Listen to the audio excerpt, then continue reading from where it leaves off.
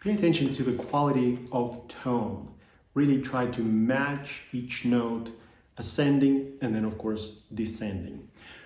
Use the metronome to make sure you are rhythmically stable, and be sure to give it enough bow, actually as much bow as you can, to play this really broadly and with rich and powerful tone.